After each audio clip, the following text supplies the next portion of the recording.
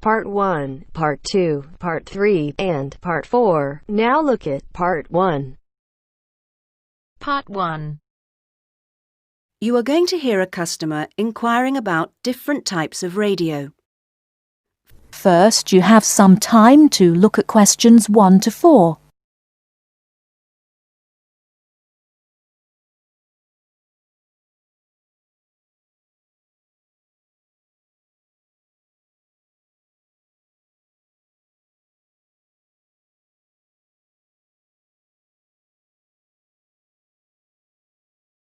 You should answer the questions as you listen, because you will not hear the recording a second time.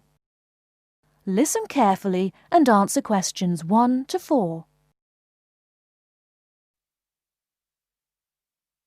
Yes, madam. How can I help you? I want to buy a radio. It's a present for my daughter. One moment, madam. I'll show you what models we have in stock. Thank you. This one's very popular. The Club Tropicana. The Club Tropicana. It's certainly very colorful, isn't it? The colors are very popular with children. It comes in pink, orange, and green. Oh, yes, I think she'd like that. And it's got a CD player and a clock. Does the clock have an alarm? My daughter is terrible at getting up in the mornings. Yes, it does. It's a bit big. That's because it has 4 built-in speakers, madam. How much is it?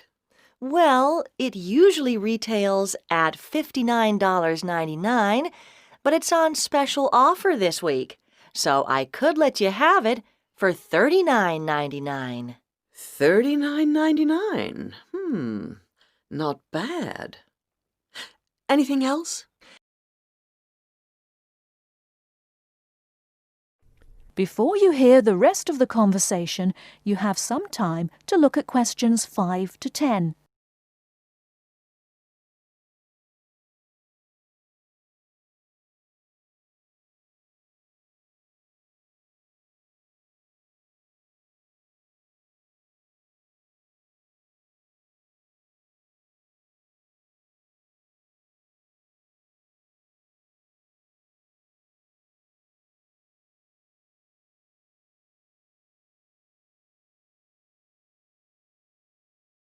Now listen and answer questions 5 to 10.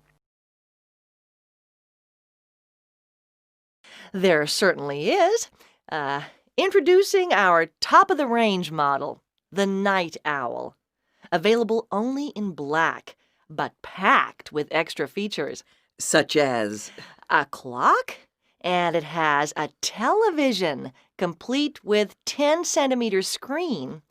And this makes it perfect for the bedside table, a built-in reading light. Very clever. Yes, it's ideal for use both indoors and out. The batteries last for 100 hours. Sounds good. Who's it made by? Parker, madam. They're a British company. Very good quality. Parker. How much is this one? $79.99 plus tax. That's a bit expensive. Do you have anything cheaper? Here. This is the cheapest, smallest, and lightest one we do. It's tiny. And it's round. That's really unusual. Yep. It's called the Olympic. You wear it round your neck with this special strap. See? Oh, it's like a medal. An Olympic medal. That's why it's gold. And you get a free pair of headphones so you can listen to it wherever you are. And you never have to replace the batteries. Really? Why not? There aren't any. Oh? It runs on solar power. Does it really? And I suppose it's expensive. $18, madam. I'll take it. Certainly, madam. Now, cash, check, or credit card?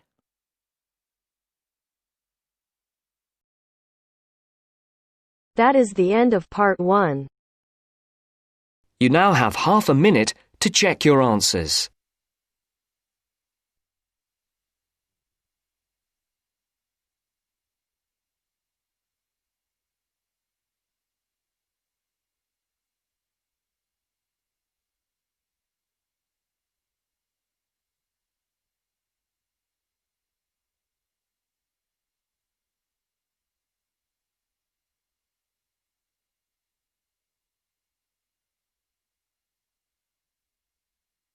Now turns to part 2. Part 2. You will hear two conversations. Are based on the following conversation. The answer should be appropriate to the content of this conversation. First, you have some time to look at questions 11 to 15.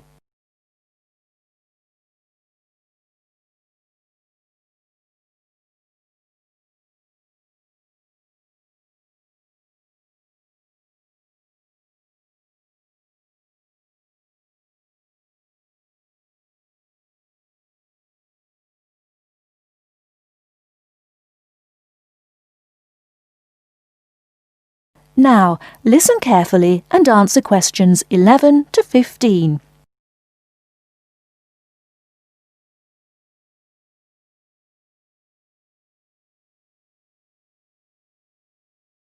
Oh, hi Dave. Long time no see. Hi, Maria. I just settled down. I thought I'd drop by. Come on in, take a seat. Would you like anything to drink? I have Sprite and orange juice. Sprite would be fine. Oh, so, how have you been? Oh, not bad. And you? Oh, I'm doing okay, but school has been really busy these days, and I haven't had time to relax. By the way, what's your major? Hotel management. Well, what do you want to do once you graduate? I haven't decided for sure, but I think I'd like to work for a hotel or travel agency in this area. How about you? Well, when I first started college, I wanted to major in French, but I realised I might have a hard time finding a job using the language, so I changed my major to computer science. With the right skills, landing a job in the computer industry shouldn't be too difficult. So, do you have a part-time job to support yourself through school? Well, fortunately for me, I received a 4-year academic scholarship that pays for all of my tuition and books. Wow, that's great. Yeah, how about you? Are you working your way through school? Yeah, I work 3 times a week at a restaurant near campus. Oh, what do you do there? I'm a cook. How do you like your job? It's okay. The other workers are friendly and the pay isn't bad.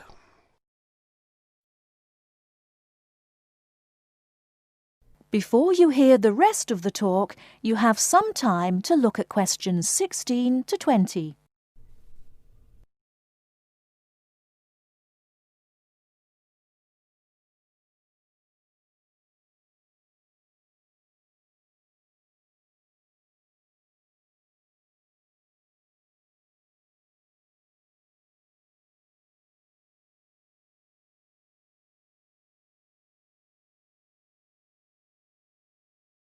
Now listen and answer questions 16 to 20.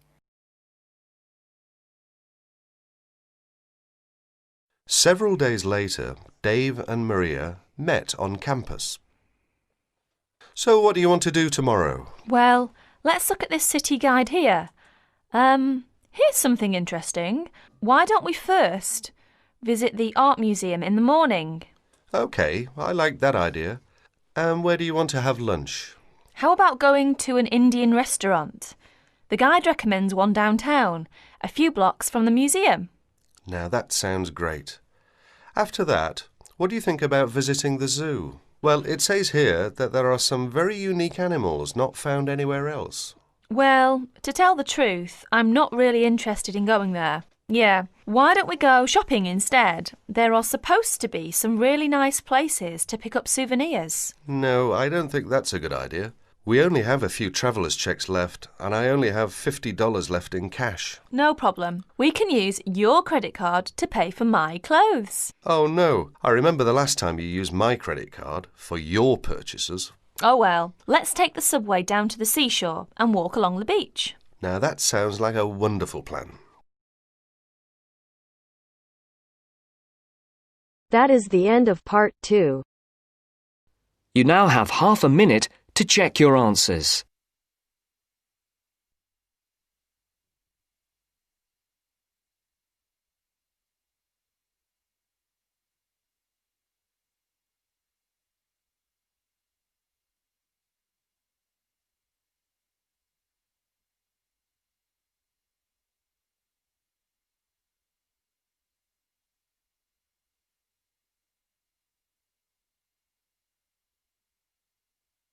Now turns to part 3. Part 3. You'll hear a tutor and a student talking about the history of the scientific method. First, you have some time to look at questions 21 to 25.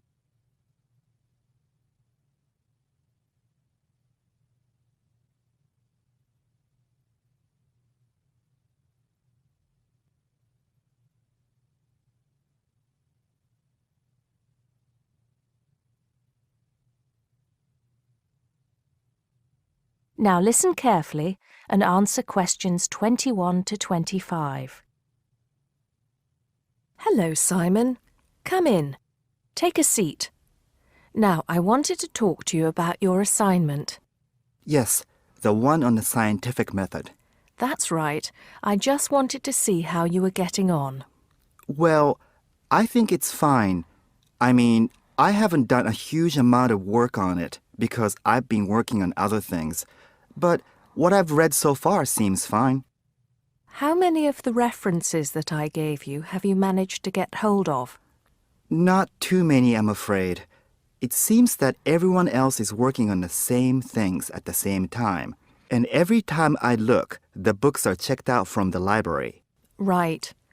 Well, I think that we can go over the main ground together now. That way, even if you don't manage to go through all the references in detail, you'll still have an overview. What has helped you most so far? I've managed to have a look at 3 of them. I thought that Johnson made some good points, but it was hard to follow the line of her argument. Bradman was simple and straightforward, and I felt as if I got a lot out of that. I wish I could say the same for Whittaker. To be honest, I didn't get very far with that. Okay, that's more or less what I'd expect. So tell me, what have you learned so far about the role of the Egyptians and the Babylonians? Yes. Well, there's evidence that the basic components of the scientific method, examination, diagnosis, treatment, and prognosis, were being used in the early 1600s BC, especially in the treatment of certain illness. Good. Yes, that's right. And the point, of course, is that that represented a considerable advance over relatively simple, non-empirical approaches, which usually attributed anything unknown to the actions of the gods, etc. Of course, the Egyptians and Babylonians did this as well, but what we see emerging here is a willingness to base opinion on systematic study of the real world, which is at the root of the scientific method. I see. Right, yes. And then that reappears later. Yes, although don't get carried away with the idea that it was a simple process of development. By the time we get to ancient Greece, let's take the period towards the middle of the 5th century BC, the rules governing the scientific method were practiced on a widespread scale, but there were still many people who believed that real truth could only be acquired by pure rational thought. Plato, of course, had a great influence on the development of the scientific method during this period. Through his academy. That's right. But then, as we know, a great deal of understanding of the scientific method disappeared as the old world order collapsed. It wasn't until the Middle Ages, sometime before the 11th century, that several versions of the scientific method emerged from the medieval Muslim world, all of which stressed the importance of experimentation in science. Right. I think I've got the historical timeline. Before you hear the rest of the conversation, you have some time to look at questions 26 to 30.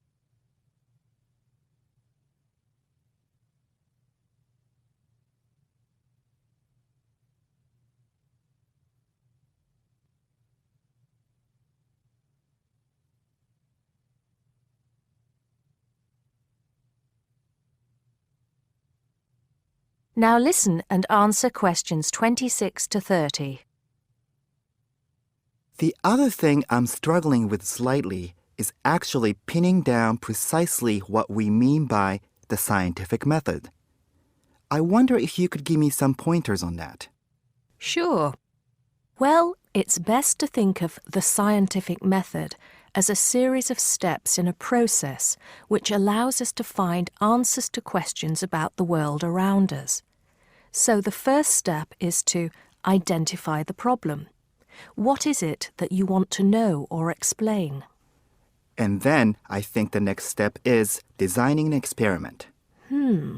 But you can't design an experiment unless you know what you want your experiment to tell you. Oh, yes.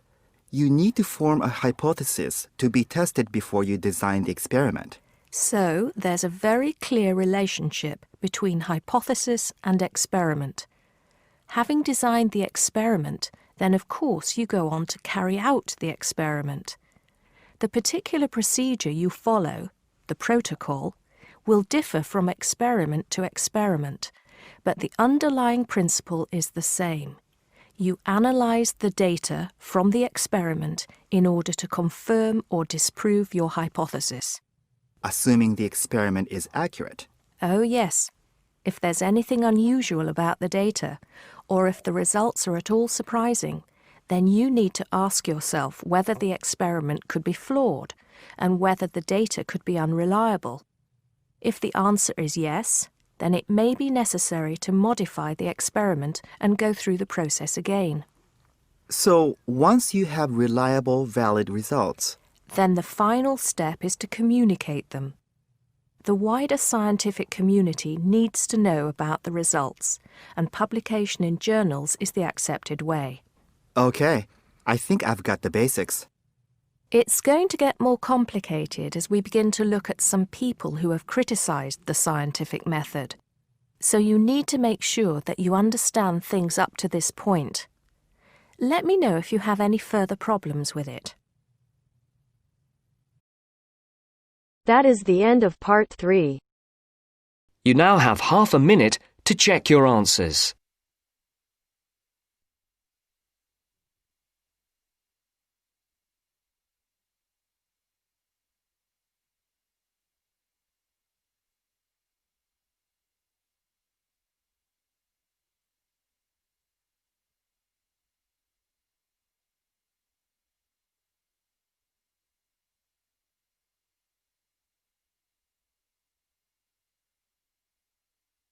Now turns to part 4. Part 4. First, you have some time to look at questions 31 to 40.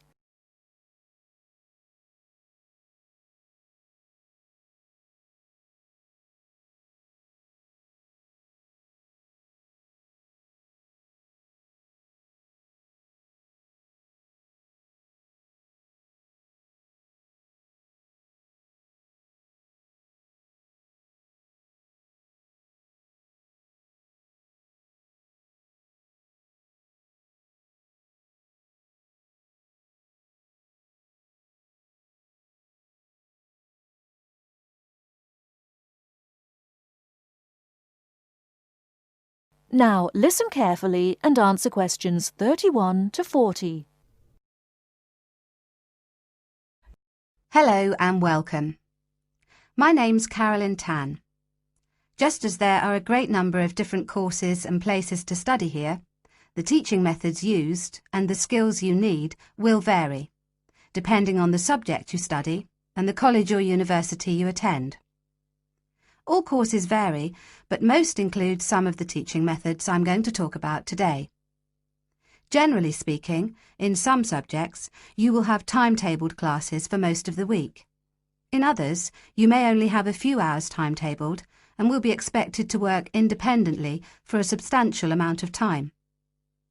Working independently is crucial at university. I'm going to go over the 3 main types of teaching method you will have here. These are lectures, seminars, and tutorials. There are other methods that you will come across, like workshops, group work, and practical work, but I'll describe the 3 main types for now. I'll briefly describe what they are and try to give you some helpful advice in dealing with them. Let's start by looking at lectures. These are large classes, usually lasting around 1 hour, where a lecturer or tutor talks about a subject and the students take notes. On some courses, there can be over 100 students in a lecture. Unfortunately, there is usually little or no opportunity to ask questions during the lecture. Lectures are usually intended to do 3 things. Firstly, to guide you through the course by explaining the main points of a topic. Secondly, to introduce new topics for further study or debate. And thirdly, to give you the most up-to-date information that may not be included in textbooks. So as you can see, it's essential to go to lectures. Of course, you need to take notes in lectures. Remember, you don't need to write down everything the lecturer says. Try to concentrate on the main points and important details. Most lecturers use stories, examples, and even jokes to illustrate a point. And you shouldn't write these down. When you take notes in lectures, abbreviations and symbols for common words and terms can help you write faster. If there is something you don't understand, make a note to ask after the lecture or in a tutorial. Most students try to write up their notes after a lecture. It's a good idea to try to be organised. Keep your notes from your lectures in order in a file, but don't just file the notes away until your exams. Read through them regularly, as this will help you with your revision. It's really important to go over your lectures. As an international student, the lecturer will recognise that you may need more help in lectures and that you may want to record the lecture on a digital recorder. If you do want to do this, ask the lecturer's permission first. They will usually agree. Finally, don't worry if you find it difficult to understand the lecturer at first. This will get easier as you get used to their style and as your English improves.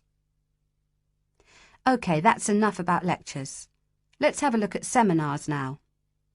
Seminars are smaller classes where students and a tutor discuss a topic, and they often last about the same time, if not longer than lectures. You will know in advance what the topic is, and the tutor will usually ask some students to prepare a short presentation for discussion. Seminars are usually meant to encourage debate about an issue. This means different opinions will be expressed by the tutor and students. The aim is not for students to be told the correct answer, but to understand different arguments and make judgments about them. This process helps you learn to analyse topics critically. Some international students find that seminars can be a bit frightening, especially if they're not used to this kind of teaching. Don't worry. Many other students feel the same at first. Participating actively in seminars is an important part of the learning process, so try to contribute, even if it seems difficult at first. It is best to do some reading before each seminar, so that you are familiar with the topic and can follow and contribute to the discussion. It may help you to make notes before the seminar of any points you would like to make. If you're having difficulty in seminars, discuss this with your tutor. And finally, I'll give you information on tutorials. Tutorials are meetings between a tutor and an individual student or small group of students. These usually last between 15 and 30 minutes. In a tutorial, the tutor will give you advice and guidance on a piece of work you are doing or a piece of work you have completed, or even a problem you may be having with a topic or with study methods. You should try to ask questions during tutorials about your work or about topics raised in lectures and seminars. Well, that's all for teaching methods. I'll go on now to talk about the different kinds of examination. That is the end of part 4. You now have half a minute to check your answers.